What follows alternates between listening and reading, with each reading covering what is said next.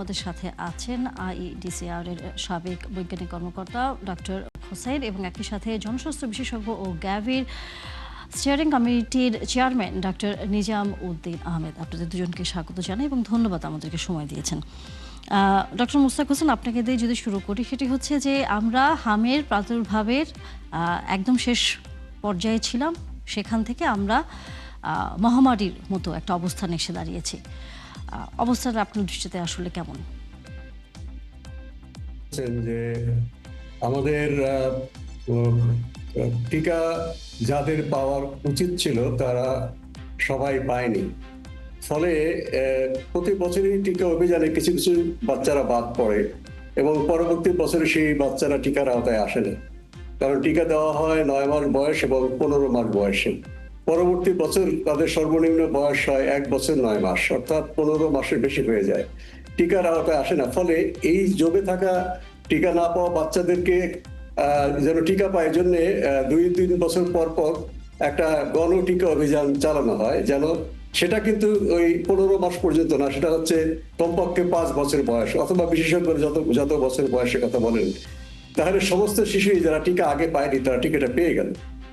সেটা কিন্তু আমরা করতে পারিনি। 2020-21-এ কোভিড বিশ্বমারীর মধ্যে এটা ভালোভাবে করা যায়নি। এরপরে প্রতি বছরই টিকা দেওয়া হয়েছে কম বেশি, যদিও গত 2 বছর টিকা হার একেবারেই কম ছিল। নিজাম ভাই এটা খুব গভীরভাবে পর্যবেক্ষণ করেন, তিনি আমার চেয়ে ভালোভাবে পরিসংখ্যান দিয়ে বলতে পারবেন। এই সমস্ত কারণে এই টিকা না পাওয়া বাচ্চাদের তারা বয়সে বড় হয়ে বালক বালিকা হয়েছে, তাদের প্রতিরোধ ক্ষমতা ছিল না। একসঙ্গে অনেক মানুষ যদি কোনো একটা সংক্রমণে আক্রান্ত হন, ভাইরাস বা ব্যাকটেরিয়া যাই বলুন না কেন, সেটা কিন্তু অনেক শক্তিশালী হয়ে ওঠে এবং এই ধরনের ব্যাপক মহামারী ছড়িয়ে পড়ার পরে যারা আগে টিকা নিয়েছে তারাও কিন্তু তাদের প্রতিরোধ ক্ষমতাটা দুর্বল হয়ে পড়ে, সেই প্রতিরোধের দেয়ালটা ভেঙে ফেলে এই ভাইরাসের বা ব্যাকটেরিয়ার বিশাল দঙ্গল।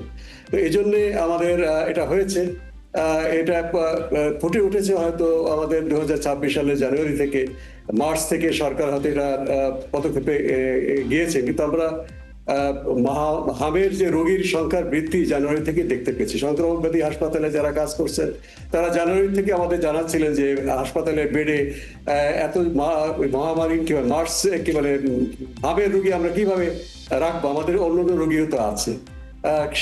তখন থেকে যদি আমরা আরো বেশি সতর্ক হতাম। যাই হোক, এটা একটা অন্যতম ঘাটতি আমাদের।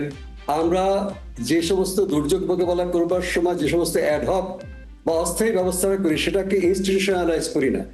ভবিষ্যৎ দুর্যোগও যেহেতু আমরা একই পন্থায় কাজ করতে পারি। একটু আগে এডিজি মহোদয় বলছিলেন যে সমস্ত প্রোটোকল ভেঙে আমরা ভ্যাকসিন দিচ্ছি। আসলে এটা একটা নিয়ম হওয়া উচিত, যখন একটা নির্দিষ্ট মাত্রার বাইরে কোনো সংক্রামক রোগ বা কোনো স্বাস্থ্য সমস্যা ছড়িয়ে পড়ে, সেটাই হচ্ছে জনস্বাস্থ্যের জরুরি পরিস্থিতি। জনস্বাস্থ্যের জরুরি পরিস্থিতি কিভাবে সামাল দেওয়া হবে তার একটা স্ট্যান্ডিং অর্ডার থাকতে হবে। যেমন প্রাকৃতিক দুর্যোগের জন্য স্ট্যান্ডিং অর্ডার অন ডিজাস্টার আছে, আমাদের standing order of public health emergency নেই, সেটা খসড়া করা হলেও সেটাকে খুলেও দেখেনি। কাজে এরকম যদি মাত্রার বাইরে কোনো জরুরি জনস্বাস্থ্য পরিস্থিতি হয়, স্ট্যান্ডিং অর্ডার মতোই কিন্তু সবাই যার যার কাজ করবে, প্রচলিত নিয়ম সেখানে চলবে না, বরঞ্চ দ্রুত রিয়েল টাইমে কাজগুলো করতে হবে। তাহলে হয়তো আমরা এই মহামারী থেকে আমরা এই শিক্ষাটা যদি নেই, তাহলে ভবিষ্যতে স্বাস্থ্যের এমার্জেন্সি হতেই পারে, প্রায় দেশেই হয়, কিন্তু এত মৃত্যু কিন্তু আমাদের চাইতে যারা উন্নত বা আমাদের পর্যায়ে যারা আছে। আপনার কাছে আমার দুটো প্রশ্ন ডক্টর মুস্তাক হোসেন, আপনি এখন উত্তর দিতে পারেন, পরবর্তীতেও চাইলে দিতে পারেন। প্রথম প্রশ্নটি হচ্ছে, আপনি একটা সময়সীমার কথা বলেছেন, 2টি ডোজের যে মাঝখানের যে সময়সীমাটি, সেটার কারণে দেখা গেছে অনেক বাচ্চারই 15 মাস আসলে হয়ে যায়, যার জন্য পরবর্তীতে সে আসলে দ্বিতীয় ডোজটি আসলে দেয় না বা দিলেও তাকে খুব একটা কার্যকর হয় না। সেক্ষেত্রে এটা হয়তো আপনি কি ভালো বলতে পারবেন যে এই সময়সীমাটি কমানোর বা কোনো পন্থা আছে কিনা বা বৈজ্ঞানিক কোনো ব্যাখ্যা আছে কিনা, যে আমরা যদি সময়সীমাটি কমিয়ে আনতে পারি, যে 15 মাসের আগেই দ্বিতীয় ডোজটি সম্পন্ন করার একটি জায়গা যাতে তৈরি হতে পারে, যাতে পরবর্তীতে এই ডোজটি বাদ না যায়। আর আরেকটি কথা আপনি বলছিলেন যে আমরা এই যখন দুর্যোগের কোনো একটি বিষয় আসে, প্রাকৃতিক দুর্যোগের কথা বলছিলেন যে আগে থেকে আমরা এক ধরনের অ্যাওয়ারনেস থেকে শুরু করে সরকারের তৎপরতা এই ধরনের একটা বিষয়গুলো আমরা মাথায় রাখি যে প্রতি বছর আমাদের বন্যা হবে, প্রতি বছর আমরা ঘূর্ণিঝড়ে পড়তে পারি, এই ধরনের একটা ধারণার মধ্য দিয়ে আসলে আমরা সবসময় যাই।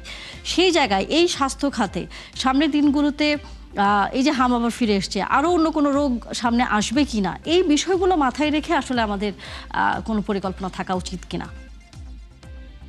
ভাবের টিকার বিষয়ে এখন পর্যন্ত বিশেষজ্ঞরা কিন্তু বলেছে যে 6 মাস থেকে টিকা দেওয়া যাবে এই জরুরি পরিস্থিতিতে।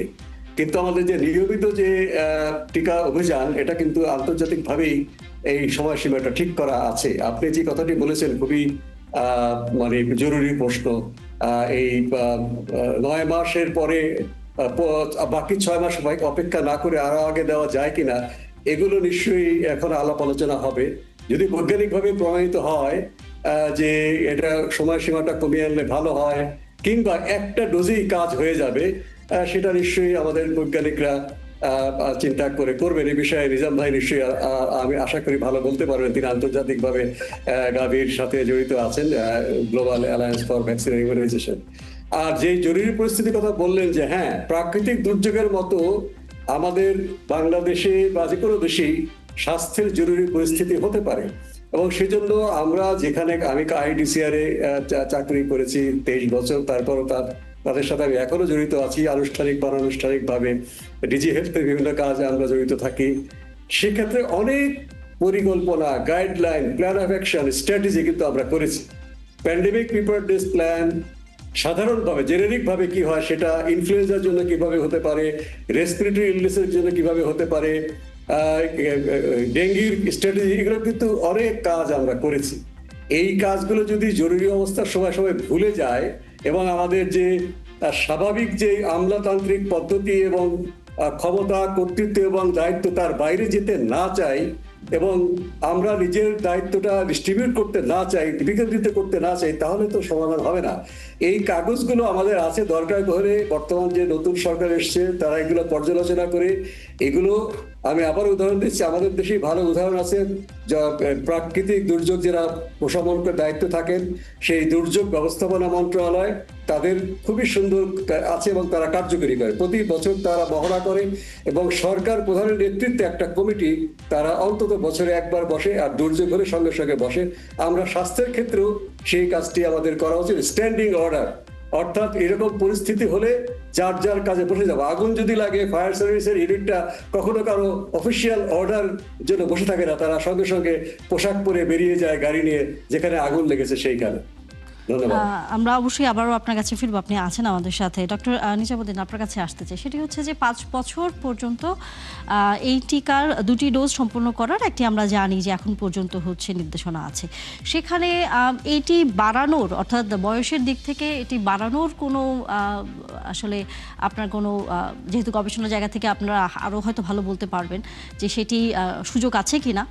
আর দ্বিতীয়ত হচ্ছে যে আমাদের আরেকজন অতিথি বলছিলেন যে 5 বছর হয়ে যাওয়ার পরেও যখন এরকম মহামারী বা প্রাদুর্ভাব বেড়ে যায় কোনো রোগে, তখন হচ্ছে যারা এর মধ্যে 2টি ডোজও হয়তো দিয়ে রেখেছেন তারাও কিন্তু ঝুঁকির মধ্যে পড়ে যান। সেই হিসেব করে যে টিকাগুলো এখন দেওয়া হচ্ছে সেটার পার্শ্ব প্রতিক্রিয়া নিয়েও অভিভাবকদের মধ্যে এক ধরনের মিশ্র প্রতিক্রিয়া আছে। কেউ ভয় পাচ্ছেন, আর তার উপর তো সরকারি টিকাদান নিয়ে এক ধরনের বাজে রকম অভিজ্ঞতা হোক, একটা অসচেতনতার জায়গা হোক, সেই বিষয়গুলো আসলে আমাদের আছে। সেই জায়গা থেকে আপনার কাছ থেকে জানতেই চাই। ধন্যবাদ আপনাকে। আমাদের মনে রাখতে হবে যে আমাদের যে রুটিন ইমিউনাইজেশন প্রোগ্রাম, আমাদের যে চলমান টিকাদান কর্মসূচি, সেটাই হচ্ছে শিশু নিরাপত্তার মূল ভিত্তি কিন্তু আমাদের। এবং এই যে হামের টিকার কথা বলছি এবং বয়সের যে কথাটা আপনি জিজ্ঞাসা করছেন যে এটা বাড়ানো যায় কিনা বা কমানো যায় কিনা, এটা সায়েন্টিফিক্যালি প্রুভ, এবং WHO যে কারেন্ট গাইডলাইন সেটাই বাংলাদেশ ফলো করে আসছে আজকে 45 বছর আগে থেকে। হামের টিকা কিন্তু আজকে দেওয়া হচ্ছে না শুধু এদেশে, এটা আমাদের 1979-এ শুরু হয় এবং তারপর থেকে কিন্তু বাংলাদেশে এই হামের টিকা দেওয়া হচ্ছে। এবং এই হামের যে আউটব্রেক হয়েছে আমাদের, এটাও আজকে প্রথম না, কিন্তু এর আগেও হয়েছে, তবে ছোট আকারে হয়েছে। এবার দুঃখজনকভাবে হলো অনেক শিশুর প্রাণ গেছে, আমরা এটাতে খুব কষ্ট পাচ্ছি সকলে। যে জায়গায় আমাদের লক্ষ্য দেওয়া উচিত হামের টিকা যে বয়সে আছে, মানে হচ্ছে যে আমরা 9 মাস পূর্ণ হওয়ার পরেই হলো হামের টিকা দিতে হবে এবং 15 বছরের মধ্যে সেকেন্ড ডোজ দিতে হবে, যেটা MR1 এবং MR2 বলে থাকি আমরা।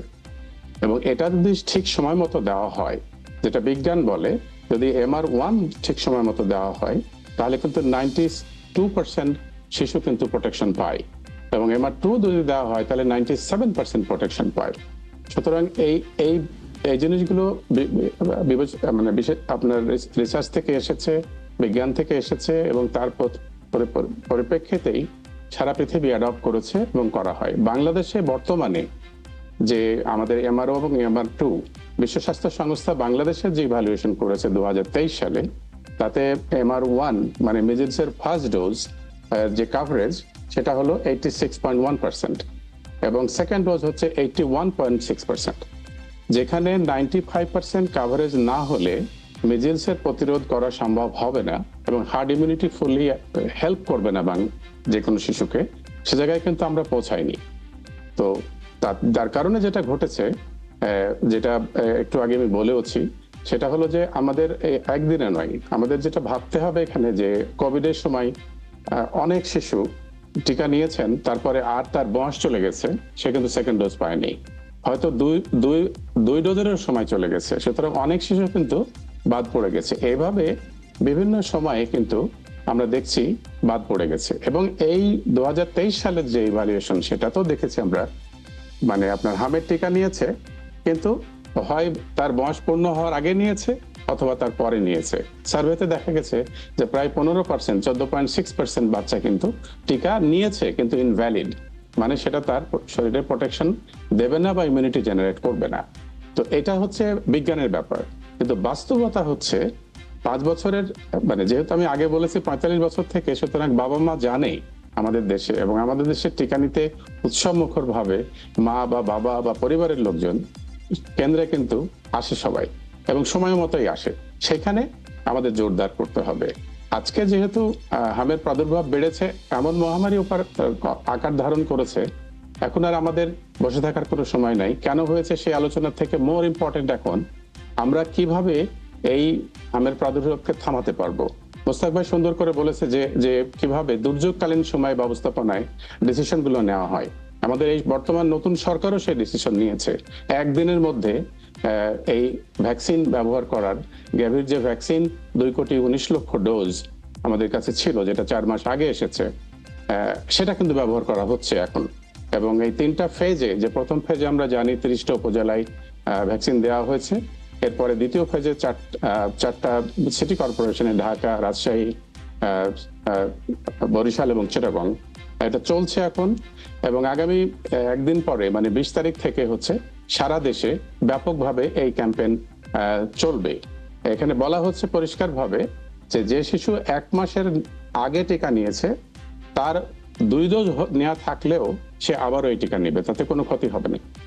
তো এটা কত বছর বয়সের বাচ্চারা নিতে পারবে? কত বছর বয়স পর্যন্ত থাকবে? এটা 6 মাস থেকে 5 বছরের, 59 মান্থস বলা হয়, মানে 5 বছরের নিচে, 5 বছরের 1 মাস উপরে নয়।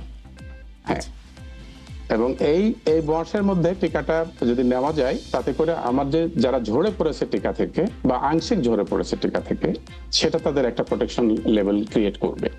আর আপনারা বলছেন যারা এর মধ্যে 2টি ডোজ সম্পন্ন করেছে তারাও নেবে? তারাও নেবে। তখন তারা কি 2টি ডোজ নেবে নাকি 1টি ডোজ নিলে চলবে, যেহেতু তারা 2টি ডোজ সম্পন্ন করেছে? যে 1টি ডোজ নেবে, 28 দিনের মধ্যে যদি টিকা না নিয়ে থাকে এমআর টিকা, তাহলে সে এই ক্যাম্পেইনের ডোজ নেবে।